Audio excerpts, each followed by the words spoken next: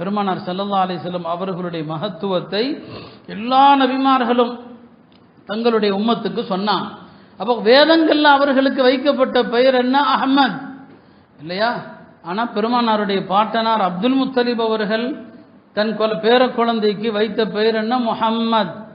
அவரே சொன்னார், லியுஹ்மத ஃபித் துன்யா வல் ஆஹிரா, உலகத்திலும் அவர் புகழப்பட வேண்டும், மறுமையிலும் புகழப்பட வேண்டும். எனவே இந்த குழந்தைக்கு நான் முஹம்மது என்று பெயர் வைத்தேன்னு சொன்னார். அந்த பெயர் அதற்கு முன்னால் யாருக்கும் வைக்கப்பட்டதில்லை.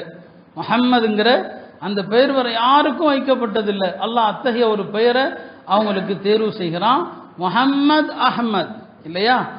ரெண்டு பேரும் பெருமானாருக்கு இருக்கு. இன்னும் பல பெயர்கள் இருக்குது. முஹம்மது என்று சொன்னால் புகழப்படுபவர்கள் என்று அர்த்தம், அதிகமாக புகழப்படுபவர்கள் என்று அர்த்தம். பெருமானாரை விட உலகத்தில் புகழப்பட்டவர்கள் யாரும் இல்லை. அவங்க அளவுக்கு உலகத்தில் புகழுக்குரிய நபர்கள் யாரும் இல்லை. அந்த அளவுக்கு அவங்க புகழப்பட்ட ஒரு நபி. எனவே முஹம்மதுங்கிற பெயர் அவங்களுக்கு பொருத்தம். அஹ்மதுன்னு சொன்னால் அல்லாவை அதிகமாக புகழக்கூடியவர்கள் அர்த்தம். பெருமானாரை விட அல்லாவை இந்த உலகத்தில் யாரும் புகழ்ந்தது கிடையாது. பெருமானாரை விட அல்லாவை புகழ்ந்த யாராவது இருக்கிறாங்களா? இல்லை. அவங்க தொழுகையில் புகழ்வாங்க, தொழுகைக்கு வெளியில் புகழ்வாங்க. எல்லாவற்றுக்கும் மேலாக நாளை மஹ்ஷர் மைதானத்தில் அவங்க அல்லாஹ்வை புகழ்வாங்க. அவங்க சஜிதால போய் எல்லா மக்களுக்கும் பரிந்துரை செய்வதற்காக அவங்க சஜிதால விழுவாங்க. அப்போ அல்லாஹ் அவங்களுடைய உள்ளத்தில் அவனை புகழ்வதற்கான சில வார்த்தைகளை பெருமானாருடைய உள்ளத்தில் போடுவான். அந்த வார்த்தைகளை கொண்டு அதற்கு முன்னாலும் யாரும் அல்லாஹ்வை புகழ்ந்ததில்லை, இனி யாரும் புகழ போவதும் இல்லை. எனவேதான் அவர்களை அஹ்மத் என்று சொல்கிறோம். அருமையானவர்களே, பெருமானார் ஸல்லல்லாஹு அலைஹி வஸல்லம் அவர்களுடைய மகத்துவம் சாதாரணமானதல்ல. மலக்குமார்களும் கூட அவர்களை பார்க்க ஆசைப்படுவாங்க, பெருமானாரோடு பேச ஆசைப்படுவாங்க. ஒரு ஹதீஸ் வருகிறது, நாளை சொர்க்கத்திலே பெருமானார் ஸல்லல்லாஹு அலைஹி வஸல்லம் அவர்கள் முதல்ல சொர்க்கத்தில் போய் கதவை திறக்க சொல்றது அவங்க தான். நிறைய விஷயத்தில் அவங்க தான் முதல் முதல் முதல் ஹதீஸில் வரும், நான் தான் முதலாம் அவன் என்று ஒரு ஹதீஸ், நீளமான ஹதீஸ். சொர்க்கத்தில் முதல்ல போய் அவங்க தான் நிற்பாங்க, கதவை தட்டுவாங்க. அப்போ உள்ளே இருந்து சொர்க்கத்தினுடைய அந்த காவலாளியான மலக் ரிதுவான் அவர்கள் கேட்பாங்க, நீங்கள் யாரு என்று கேட்பாங்க. இப்போ நபி ஸல்லல்லாஹு அலைஹி வஸல்லம் முஹம்மத், நான் முஹம்மதுன்னு சொல்லுவாங்க. அல்லாமா அப்துர் ரவுஃப் மனாவிங்கிற ஒரு அறிஞர் தம்முடைய ஃபைதுல் கதீருங்கிற நூலில் எழுதுகிறாங்க, சொர்க்கம் கண்ணாடி மாளிகை தான்.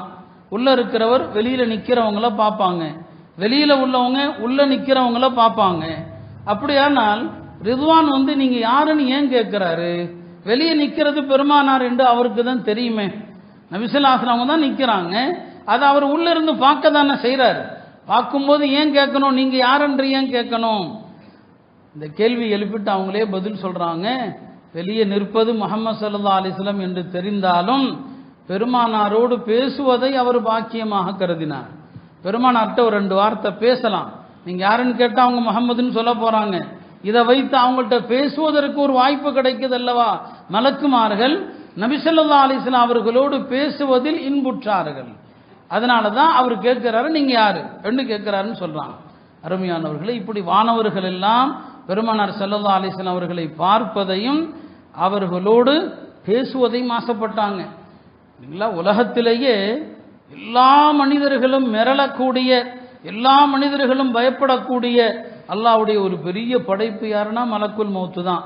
மலக்குல் மௌத்து யாருக்கு முன்னாலையும் பணிவாக நிற்கவே மாட்டார், யாருக்கு முன்னாலையும் அவர் பணிவாலாம் பணிஞ்சு நிற்க மாட்டார். அந்த மலக்குல் மௌத் உலகத்திலேயே ஒரு உயிரை கைப்பற்ற வரும்போது அனுமதி கேட்டது பெருமானார் இடத்துல மட்டும்தான், வேறு யார்கிட்டையும் அவங்க அனுமதி கேட்டதில்லை. பெருமானாருடைய மரணத்தை அந்த தருவாயில் ஜிப்ரீல் அலைஹிஸ்ஸலாம் சொல்லுவாங்க, மலக்குல் மௌத் வந்திருக்கிறாங்க, உங்கள்கிட்ட வருவதற்கு அனுமதி கேட்குறாங்க. இதற்கு முன்னால் அவங்க வேற யார்கிட்டையும் அனுமதி கேட்டதில்லை, வேற யார்கிட்டையும் இனிமேல் அனுமதி கேட்க போகிறதும் இல்லை. மலக்குல் மௌத் வந்ததுமே பெருமானாருடைய உயிரை கைப்பற்றல. அவங்க என்ன சொன்னாங்க தெரியுமா? நீங்கள் என்ன சொல்றீங்களோ அதை செய்யுமாறு அல்லாஹ் எனக்கு உத்தரவிட்டிருக்கான். உங்கள் உயிரை கைப்பற்ற வந்திருக்கிறேங்கிற வார்த்தையே மலக்குல் மௌத்து சொல்லலை. பெருமானார் முன்னால் அப்படி சொல்லவும் முடியாது, ஏன்னா அவங்க படைப்புகளுக்கெல்லாம் தலைவர் இல்லையா? அவங்க முன்னால் எப்படி மலக்குல் மௌத்து சொல்வார்? உங்கள் உயிரை வாங்க வந்திருக்கிறேன் சொன்னார், அல்லாஹ் எனக்கு உத்தரவிட்டு இருக்கிறான், என்னுடைய நேசர் முஹம்மதிடம் செல்லுங்கள், அவங்க என்ன உமக்கு கட்டளை இடுகிறாரோ அதை செய்யுங்கள். நீங்கள் என்ன சொல்கிறீங்களோ அதை செய்ய வந்திருக்கிறேன் இல்லையா? வேறு யார்கிட்டையும் மலக்குல் மௌத் அப்படி பேச முடியாது, அப்படி பணிவை காட்டியதில்லை. ஆக அருமையானவர்களே, ரசூல் ஸல்லல்லாஹு அலைஹி வஸல்லம் அவர்களுடைய மகத்துவம் என்பது அதை வர்ணிக்க நமக்கு காலங்களும் நேரங்களும் போதாது. நம்முடைய வாழ்க்கை முடியும் வரை பேசிக்கொண்டிருந்தாலும் பெருமானாருடைய மகத்துவம் தீராது. அல்லாஹ்வுடைய கண்ணியத்தை 7 கடலை மையாக்கி எழுதினாலும் எப்படி தீராதோ, அவனுடைய திருத்தூதருடைய அந்தஸ்து, அவங்களுடைய ஸ்தானம், அவங்களுடைய கண்ணியம், அதையும் நம்முடைய வார்த்தைகளால் வர்ணிக்க இயலாது. எனவே தான் இந்த மாதத்தில் நாம் அவர்களை பற்றி பேசுகிறோம், அவங்களுடைய வாழ்க்கையை தெரிந்து கொள்கிறோம்.